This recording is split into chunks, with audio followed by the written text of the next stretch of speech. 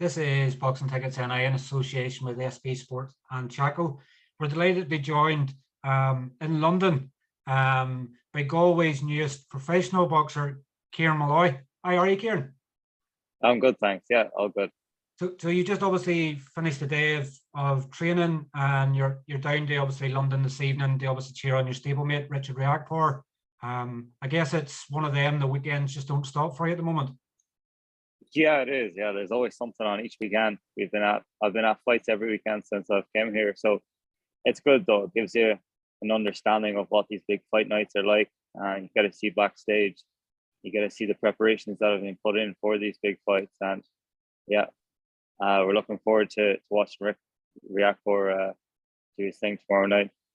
It's I guess boxing's a strange sport. Obviously, at the moment you'd probably be able to walk about arenas and people won't know who you are.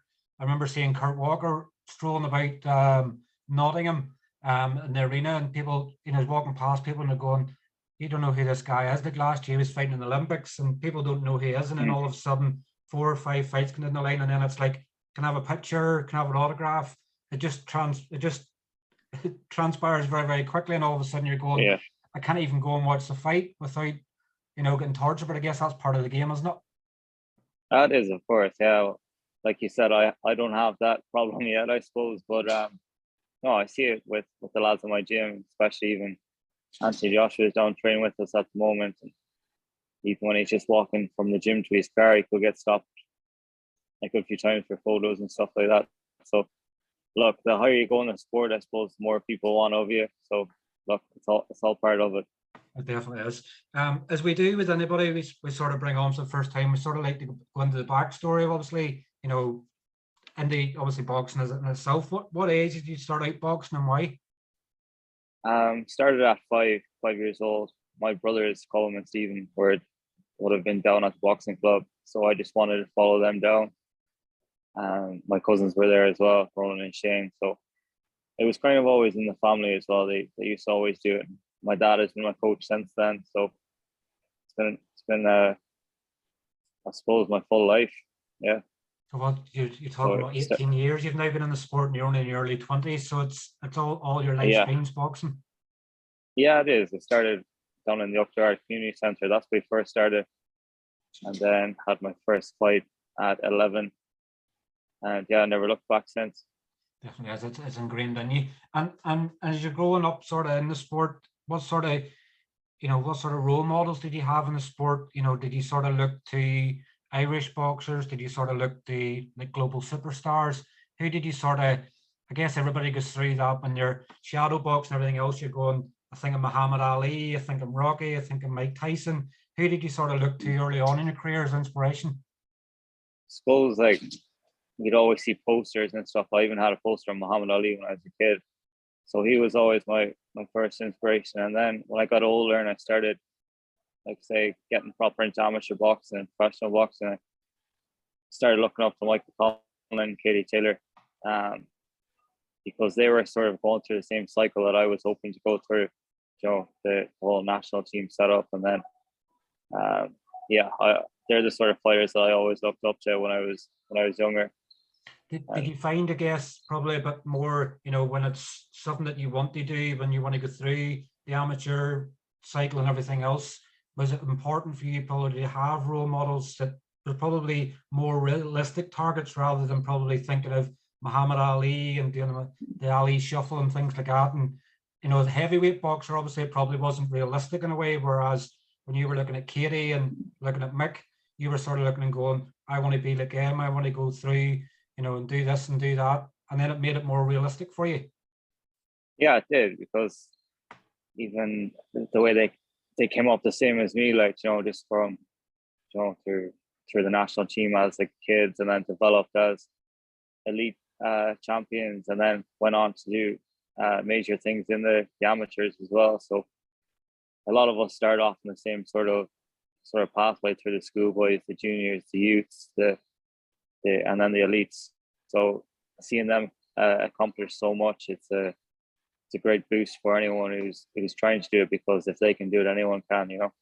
Definitely is, and probably two of our greatest amateur, boxers of all time. Sort of, Katie's just in a different class on her own, and You know, obviously Mick's just faced his first career defeat as a professional, but knowing the character and the background he has in the sport as well, we've no doubt that he'll bounce back from obviously his defeat as well. Absolutely, yeah. I was lucky enough to train with Michael for a while in London.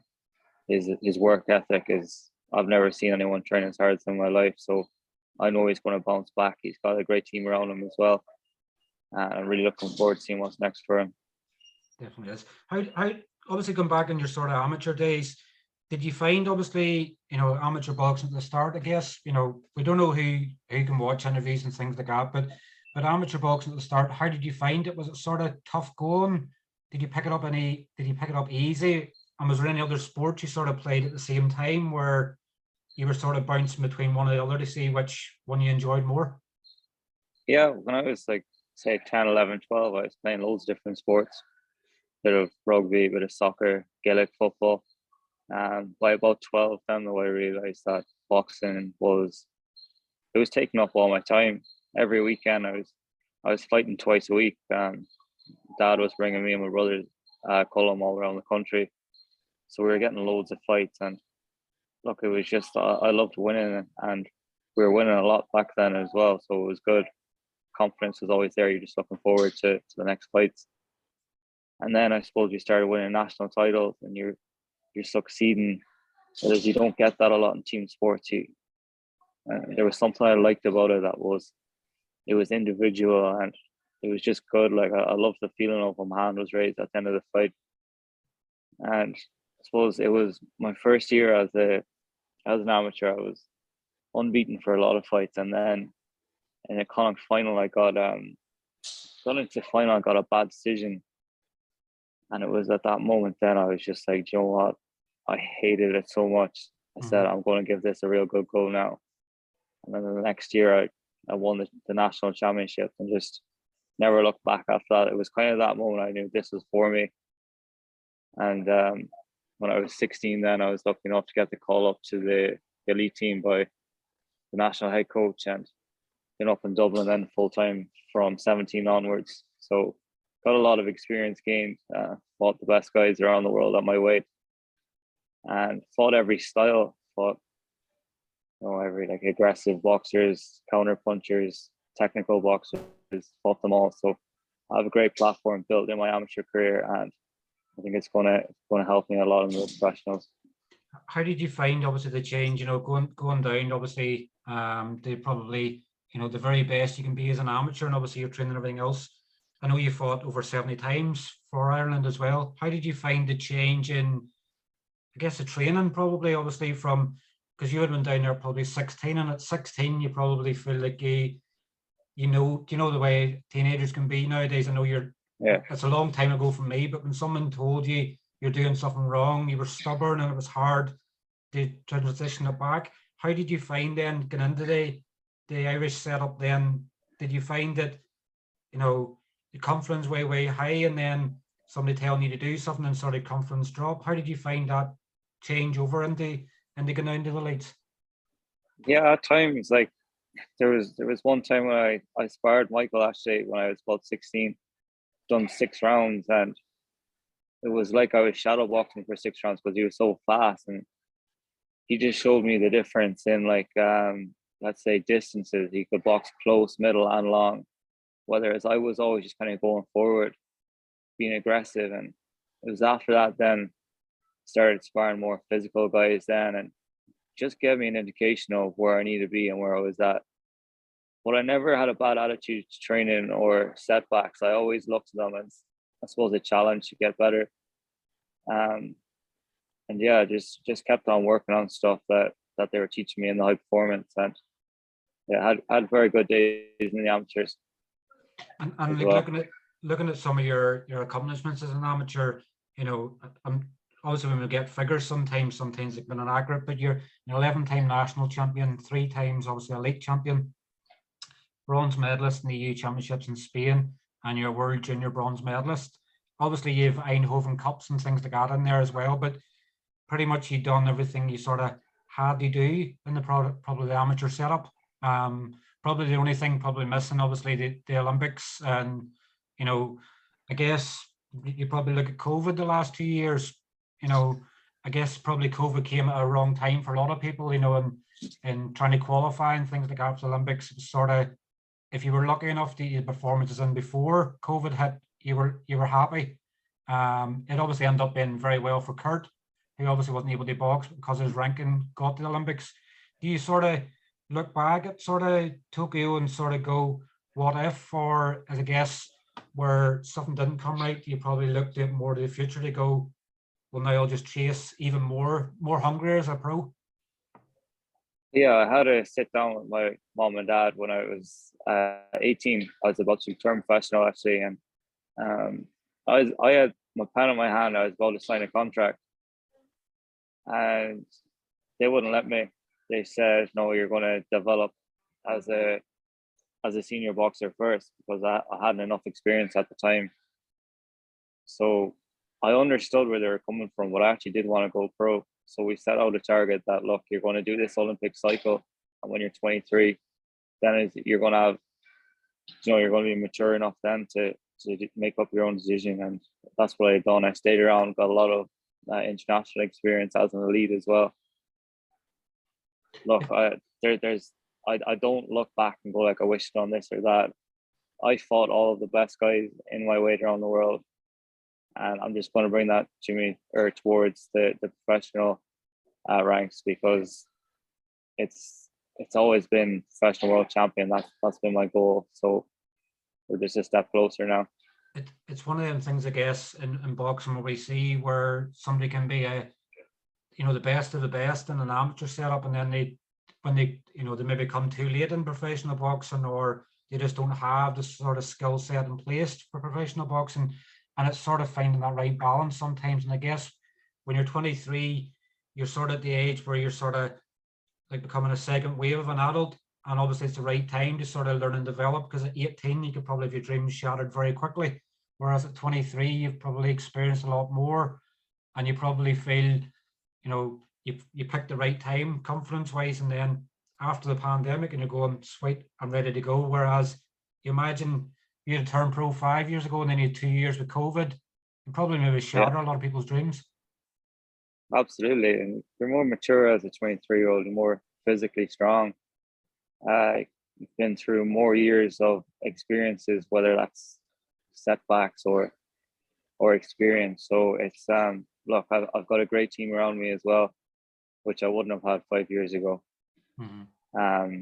I've got a team around me that wants me to succeed, and they're a dream to work with. So I'm in a really good place right now, and I'm confident in my preparations and everything. So I'm just looking forward to the future in the pros. It sounds like your parents have always been a big inspiration. Obviously, being able to listen to their advice and things, because they've been there in life. They might not have been professional boxers, but they've been there in life and know to make the right decisions. Probably, I guess, in time, you already know they obviously made the right decisions for you, but was it probably fundamental for you to have, the support of your parents there to go, I want to be a professional boxer, and they're going, it's not the right time. I guess that parent guidance obviously will help you massively moving forward. Yeah, definitely. It's very, very lucky to have my parents with me, supporting me the whole way. I remember when I was 16, even in school, I said to my mom, I said, look, I want to be boxing full time, because I'd been asked up to national team, and that was Tuesday to Friday. So it was either school or boxing, and she backed me the whole way. And my dad, obviously, of course, they both backed me the whole way, and they said, "Oh, that's your dream, then chase it." And they fully supported me the whole way through it. So yeah, blessed to have both of them pushing for me. I'm guessing, obviously, in a few years down the line, when obviously you have world titles around your waist, I'm sure you have big plans for getting them nice fancy houses and nice cars and treating them for everything they've done for you. Definitely, yeah. That's they're my main motivation. So I'm going to definitely give them back something nice in the future, please God. It definitely does. Talk to me, obviously, how you did. Obviously, I know you John, obviously Conlan, obviously within the Irish setup. But how did coming to sign with Conlan Boxing come about? I know Jamie's obviously been a former world title challenger himself, mixed established himself in the say just fought for world title there himself. Was it probably, I guess, a no-brainer whenever Conlan boxing were interested? Yeah, look, I was talking to a lot of managements around the world, a couple of promoters and stuff, had meetings with them, and Michael and Jamie actually just drove down to Galway to meet me.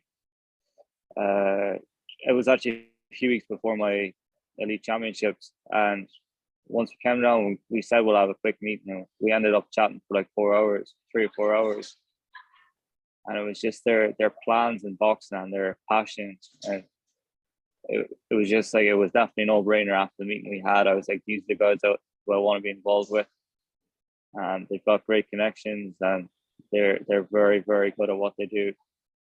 It's one of them, I think, with Jamie, like Jamie doesn't need to have a piece of paper. They obviously rhyme out fights and things like that. I've said it for quite a while. He's so much knowledge in the sport of boxing, and obviously he's been guiding Michael's career for the last 5 years professional as well. And I guess sometimes when you have someone looking after your career, it's been there and done that, they know the right decisions to make. So, I guess when you probably look back on it, you go, it was a no-brainer decision, and particularly when they drive 5 hours to Galway to come and meet you, that shows how much they want you. Yeah, and I suppose like everyone kind of knows about Jamie's career. I suppose there was possibly it wasn't managed properly at times. He was in hard fights and stuff like that. So he's seen kind of, let's just say, the bad end of boxing, whereas Michael as well has seen the highs of the boxing, the superstars. So they know boxing top to bottom, these guys. They've seen everything. And look, it's just great that they have that.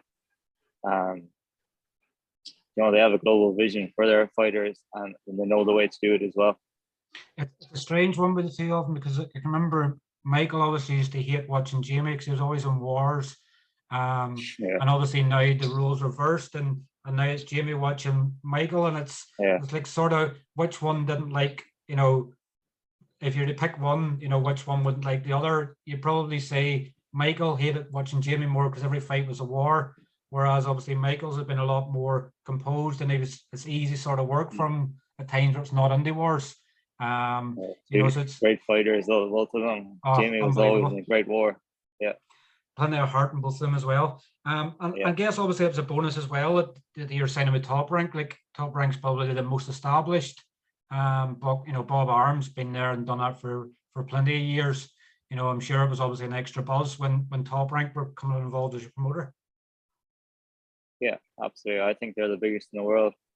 Like Michael and Jamie said as well, they make boxers into superstars, not just kind of take them along the ropes. So I think it's the best option for me to go with Top Rank, especially I'm going to be looking to fight out in East Coast America a lot as well.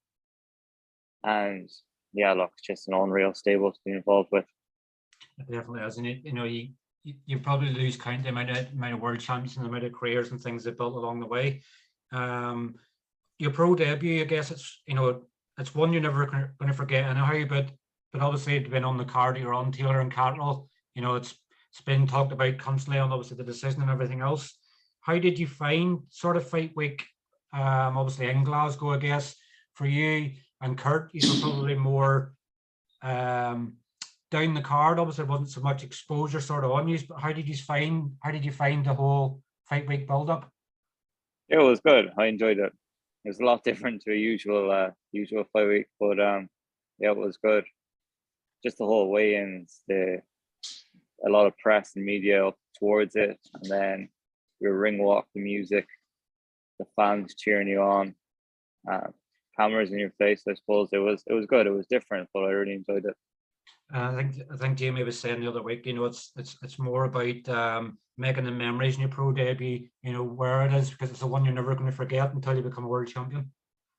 Yeah, that's what he said to me before I went out. He said, enjoy it because you're only going to remember this one and the time you fight for the world title. So yeah, it was interesting. I think your opponent, Damien Escobar, obviously I don't understand obviously Spanish, but I don't think he was happy with obviously the finish. I think he was sort of saying that obviously punches were behind the head and things like that. But they're obviously, at the end of the day, when you're punching someone in the head, they're not always going to land, in the right place. But it looked obviously it's as if the stoppage was correct. Where obviously he was a bit aggrieved. He's obviously been in with a few Irish boxers recently, and I guess probably you gave him a bit more time before you went to work on him. Paul Ryan, I think, came out in 30 seconds. And obviously he defeated Dominic Donegan, obviously in Belfast as well. So how would you assess your debut? Because obviously I guess it's one of them, there's things that you done right, there's things you done wrong. It's all just a bit of learning for you. Yeah, it was. I think I went out like Triple G in that fight. Just went on the gas straight away. Look, he was in survival mode, tighten up his guard. And it was a pretty solid guard as well. There wasn't much moving in. So look, I had to start hitting him where his hands weren't. And unfortunately for him, he had the top of his head exposed. So that's where I aimed for. They weren't around the back of the head. It was when he put his head down in slow motion. That's when it looked like that. Mm. So look, it was only a matter of time before I was going to get him out of there anyway. So I think the ref done the right thing. Definitely did. And I guess obviously more for Damien's probably thing is, as him being like a journeyman type opponent, they don't want to be having a 28-day ban. So I'm guessing he's probably more annoyed at the fact that he can't box for another month. Probably not for the fact that he thought he was being robbed and everything else. But I guess it gave you that exposure and sort of, not that you needed to sort of been in the boxing ring and put on a pair of gloves, but that debut and obviously having the nerves of and things like that, particularly after COVID and everything else. But I guess it's just the fact of going, right, well, I've done wee things wrong, done things right. But obviously your next probably 2 or 3 fights, probably you'll add more wee bits to it to obviously find your confidence within the program. Yeah, definitely. Look, the ball is rolling now, so just relax into a bit more now. I was very eager on my professional debut. But look, there are things that I've done well. There's a couple things I need to work on. But we've covered a lot in this training camp now that where we want to focus on, and you're going to see a better version of Kieran now the next fight. Fantastic. And we're hearing it may potentially be very soon, but I guess it's like anything, it's waiting for everything to be confirmed and everything else. Your link up with Angel Fernandez, how did that come about? So Jamie actually sent me over to him for just like a week's trial before Christmas. Went over and it's clicked instantly. Very, very good. He's got a plan in place for each boxer. We all get our one-on-one time with him as well. And yeah, look, his training plans are very, very good. And I get along very good with him. And that's the main thing, I guess. It's him helping you transition across from amateur boxing to professional boxing, which is probably the most important thing sometimes. And I guess you have the luxury as well training beside AJ. How's that been for you? Yeah, it's been good, really good. It's great to see how these guys train, how they hold themselves as well as people, and he's a very humble person.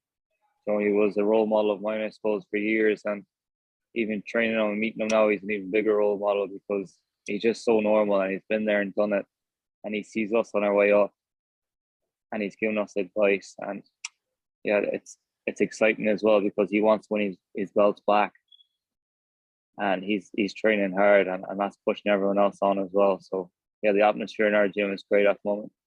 I guess probably the first couple of training sessions you probably get in going, I'm training with AJ here, and you're sort of, the first couple of times you spoke, you were like, I can't believe it, what am I doing? And then now it's probably just a case you're going, what's happening? You just become, I guess boxers have a profile when they're online and things like that, but AJ always does come across as a humble sort of guy, and I guess what better person to learn from than someone that's been there and done it at the very top of the sport, and arguably probably one of the wealthiest men within boxing, so it's a good thing to learn traits off. Oh, definitely, yeah. Jamie obviously spoke to yourselves 2 weeks ago today, and it was obviously, I think, sort of rumouring a wee bit of potentially a show in Galway, and I know that sort of it might have excited you yourself.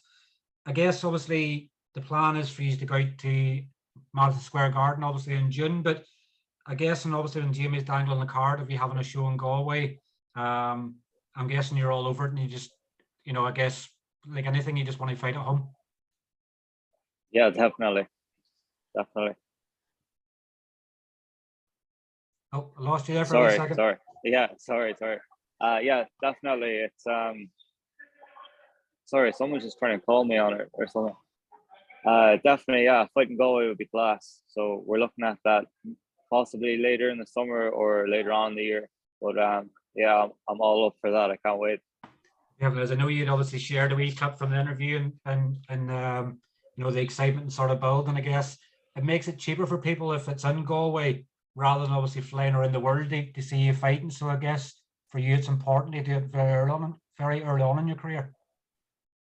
Yeah, definitely. I've got great support back in Galway, so it'll be good if Conlan boxing brought big time boxing to Galway and put on a big show for everyone. Definitely wouldn't. I know we're having there's a card in obviously Cork next weekend as well. So I guess sometimes it's some parts of Ireland that normally don't get to see boxing because most of it seems to be in Belfast nowadays. Whereas if you have a fight card in Galway, it's like, 2-day seat sort of thing. There's that many looking for tickets. Yeah, no, it's good. Obviously on your debut year, or as I guess the thing is you're looking to stay as active as possible. As I guess it just on when Jamie and obviously Top Rank can get you his fights. I guess you're used to it as an amateur. You're just looking to get as many fights you possibly can in your debut year. Yeah, I'm hoping to get out 6 times this year. So I'm happy to stay active, stay in the gym this year, and keep learning and improving. And yeah, like I said, stay active. More fights going on my belt this year, the more I'm going to progress, and just keep picking up new improvements, I suppose. And I know that whenever Sean McComb turned over, obviously he fought I think 8 times in the first year. Kurt Walker was obviously telling us the other week that he's looking at 6 as well. So I guess the thing for you is the more it keeps you in learning fights and building yourself up. I'm guessing probably the plan for maybe the end of this year, maybe the start of next year is probably looking at Irish titles. Possibly, I'm not really thinking that far ahead yet. Just not think of any titles at the moment, but obviously in the long run, we're going for the big titles. I'm not sure about the Irish ones, but we're definitely going to be going for whatever is on the line. Definitely is. Obviously, thinking of the recent success under 22s. Obviously, they just come home with a lorry load of medals. Obviously, I'm sure you're probably looking and delighted and seeing the next crop of superstars coming through, like 3 gold, a silver, and 3 bronze. They probably didn't have them plans before they're heading away, but I'm sure it delights you to see that the next train coming behind you are keeping the success going. Yeah, class. Fair play to them all. It's brilliant to see how many medals have come through. Jack Marley, unreal talent. I think he's going to be one of the best heavyweights, if not the best heavyweight to come out of Ireland. A lot of talent coming through as well in that age group. Like you've got Jack and you've got Owen Lavin. You've got a good few lads coming through there, and it's exciting times for Irish boxing. It definitely is. And I guess it's keeping that train going, sort of. And you're probably part of the success has been for the last 10 years and on the high performance unit and bringing through the conveyor belt of talent. You'd obviously Michael and everybody else comes through that as well. But I guess more than anything, the more success we have as an amateur setup is obviously going to lead well into professionals for years to come. It does, yeah. It opens doors here for sure, especially a successful amateur career with a couple of major medals to your name. So these promoters are going to try and snatch you up, so it's important. Definitely, particularly when the future's not looking good with Olympics. I think at the moment 2024 and 2028 don't look as if they're going to be part of the agenda for the Olympics. So I'm guessing that's true. Every wee part they can get now is obviously going to help, and probably some might have to make decisions and forgetting their dreams of being an Olympic gold medalist, they obviously being a world champion boxer instead. Yeah, definitely. That's the way it's going to be going by the looks of it. But unless things change. Yeah. Obviously, your thoughts and obviously Michael's performance in Nottingham 2 weeks ago. We were obviously ringside, and I still can't believe, and obviously the fight that it was. It was pretty much a masterclass. Mike was obviously doing everything he said he was going to do, but I guess probably for as anybody knows in boxing, all it takes is one shot to land, and it can change the whole aspect of a fight. Yeah, look, it's heartbreaking for him. Look, nobody likes to see that. But that's boxing, like you said, just one punch can change a fight. But I thought up to that, it was an absolute masterclass. Probably the best performance an Irish person's ever put in. Even Eddie Hearn was saying it was the best fight he's ever seen. So he answered a lot of questions that night as well. For all the people who said that he can't hit hard, Michael Conlan can't hit hard, and I've felt it in sparring. We done body sparring, and the way he positions his punches are very, very good. And he does hit hard, and it was nice to see him get that knockdown in the first round, just to show people that he can bang as well. He can fight in the trenches. He can do it all. He's a universal boxer, and look, it's heartbreaking, like I said, that happened at the end. But he ticked a lot of boxes that night as well, and he's shown that he's at that level. I think it's one of them sometimes, and a defeat doesn't define you, sort of, and they'll probably, support will grow tenfold from now. He's already selling out, obviously, the field in 2019, and obviously the support will grow further. I guess probably the ideal scenario for him coming back is the field in 2022. If he can't get out before then, but I thought he was incredible. I didn't think he could miss with the left hand and the body punches. Leewood didn't look at the same level as him, probably until about round 10 when sort of Michael started to fade. But I just thought Michael was incredible, and it's sort of scratching your head going, that's boxing sometimes that you just can't let the focus off for 1 second, and something can land, and it's a different story. Yeah, absolutely. That's, like you said, it's just that split second. That's all it takes. And you obviously made your debut at Super Welter. Is a plan to stay at 154, or is the ideal plan to come down to 147? Going to stay at 154. 154. Yeah. Obviously, I think Kieran Molloy, I think, is potentially moving down to the 154 as well. I think he's maybe looking at it next, but I guess you've only had one pro fight. He's at 10 or 11, but I'm guessing you're not probably looking at anybody yet, Irish fighter wise, to go, I want to fight them. Let's get the debut out of the way first of all. No, look, we're both at completely different stages in our career, and all the best to Kieran. He's a good fighter, but yeah, look, I suppose in the coming years, I want my name to be up on the top of the list in the world rankings. So just going to work towards that for now.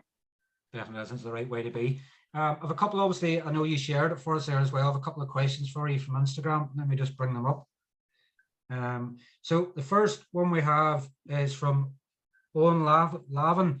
He obviously asked me to ask you about the talent coming through behind you in the Irish scene. Loads of talents. There's Adam Hession from Galway, Gabriel Dawson, Jack Marley. Like I said, I think he's one of the best prospects in the country. Owen Lavin himself, very successful Europeans as well, under 22s. But look, I'm leaving out loads of names now. I know I am, but there's a very bright future for Ireland coming through, and I'm excited to see how they all do in the lead up to these Paris Olympic qualifiers. I guess it's like anything now. People now look to you as the inspiration. People are maybe potentially looking at turning pro, be going, you're the last to sort of do it. What have you reckon of it so far? And I guess you sort of become like a father figure to some, even though some of them might be potentially around the same age as you. They'll start going, Kieran, what do you think of obviously the pro setup? Who would you recommend to go with? Who would do this? You just become a father figure overnight to people. Yeah, look, I get asked a lot of questions now lately of guys asking for advice and stuff. And I'm always saying something, just give me a message if you ever need any advice or whatever. But look, I'm here to help as well. I was once that guy who was asking all the questions as well. So I'm lucky enough now that I've got a great team around me. Look, you do have to get out there, and you have to be that annoying guy, ask everyone for chats. It's just all part of it. And it has. I'll ask you two more here, because obviously there was quite a few. I'll ask you two more. Obviously, I know that you have a busy weekend in London with Richard and everything else. Connor Quinn asks, ask him about that quad in Russia. Yeah, so we were at the Scuba Europeans in Russia, and we were all down on the beach. This was the last day. Everyone's renting quads and out surfing and everything, but me and Connor Quinn chipped in on this big quad bike. And this was a big farm quad now, about 700cc. And I was about to hop on, and Connor goes like, "Oh, I'm going to drive." I was like, "Are you sure?" And he goes like, "Yeah, yeah." So we do the one lap that goes up a hill and down. And on the bend on the way down, he kind of lost a bit control of it. And I like leaned forward and I was like, "Are you all right? Like, did you lose control?" Because "Oh, no, I'm fine, fine." And then we do the second lap. And then he loses control the same time. But rather than like jamming on the brakes, he leaned back and his thumb slipped. And we went crashing through a fence and right like up towards this like little chalet that was on the beach. Lucky enough, like I was kind of like hanging off and I was jamming on the brakes. But when we went through the fence, the wood, it kind of flung and smacked him back in the face. So he was rushed off to the hospital to get stitches. But no, it was class. We had great memories from that trip. It was still probably my favorite trip I was ever on, out in Napa in Russia in the middle of the summer. Connor's definitely not wise. Obviously, he's waiting now to get back in the ring himself. But when I've been up in the gym a few times, he's definitely the joker. You know, he's the joker in the night gym. You know, he's always trying to wind someone up. He'll probably say, he'll probably see you and he'll say, "Oh, such and such says you're no good. He wants to fight you." Just for banter, you know. But I guess you need people like Connor about the gym to keep the banter going. Yeah, he's one of the soundest lads going as well. So I haven't actually seen him in a long time. I must have a chat with him one of the days. You'll definitely be messaging saying, "Wise up about Russia, just leave it to me." And I'll leave you with one more. Matthew Tierney says, "Is it true your nickname is a Joker Trout?"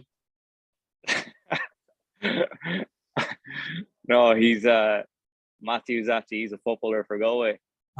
He's going to be one of the best footballers to come out of Ireland now in the next sort of year or so. He's class. But he actually won a national title in boxing at 11 years old. The first person from up to our boxing club to ever win a national title at boy one. So I've been friends with Matthew since I was a kid, and he calls me the Joker Trout, all right? But I'm not sure why. But he's a funny man, that guy. He's definitely he definitely knows how to make you laugh with it all. Now, what nickname do you have in boxing? I think Kurt's the same. Kurt doesn't have a nickname as yet. Have you have a nickname set out yet? No, not yet. No, I suppose I'll just go with the flow. If somebody gives me one, then we'll see if it sticks. But other than that, I don't think I'm going to go up with my own one. I guess it's one of them. Sometimes you want it to actually have relevance. You know, sometimes people have a nickname and it's something they were called as a kid or things like that, and you don't want to be sort of false. Yeah, I don't want to come up with something too original either, like rob someone else's name. So I think that's thrown out there a bit too much.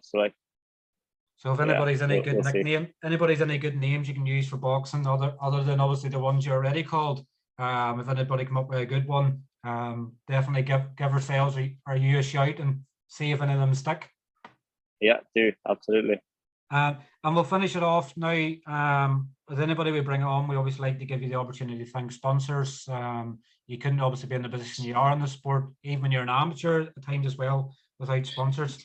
So I'll leave it with you to obviously shout out any sponsors that you have.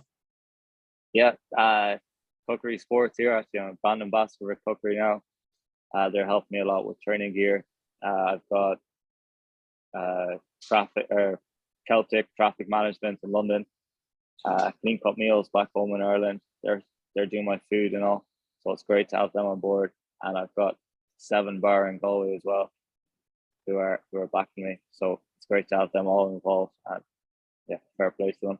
Fantastic. And if there's anybody else looking to obviously potentially become a sponsor, I believe Column's doing your work. So how can people get in touch with Column to get your sponsorship? Just go on my Instagram, Kieran Molloy 12, and in my bio, you can click there.